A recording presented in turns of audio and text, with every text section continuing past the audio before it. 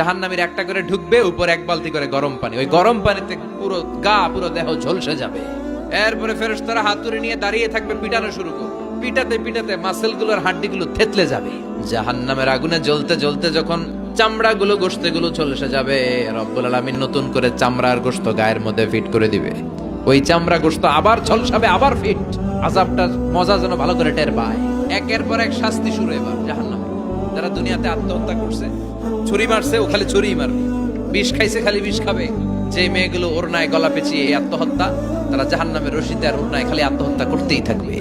যারা স্মার্টফোনের ভিতরে ইন্ডিয়ান নায়িকাদের কোমর দোলানো ডান্স দেখেছে, অশ্লীল ভিডিও দেখেছে, জাহান্নামের গরম শিক চোখের ভেতরে ঢুকিয়ে দেওয়া হবে। যারা মিথ্যা বলতো, ওদেরকে এক লাইন জাহান্নামের ছুরি দিয়ে কুচি কুচি করে জিহ্বাটা কাটা হবে।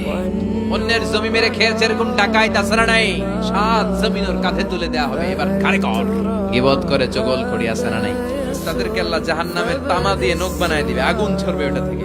নিজেরা নিজের গালের গোশত আর বুকের গোশত টেনে কুড়ে কুড়ে খাবে। ওদের ব্যথার চিৎকারে পুরো জাহান্নামটা থারথার করে খাবে। যারা যাকাত দেয় নাই, জাহান্নামের টেকো সাপ, যেই সাপ কামড় দেওয়ার সাথে সাথে দেহটা নীলাভ 70 গজ জমিনে ঢুকে যাবে। আবার সাপ ওখান থেকে ছোবল দিয়ে বের করে পা থেকে পেঁচাতে পেঁচাতে কোমরে একটা টাইট। পারবেন সহ্য করতে? আল্লাহ জাহান্নাম থেকে তুমি আমাদের বাঁচাও।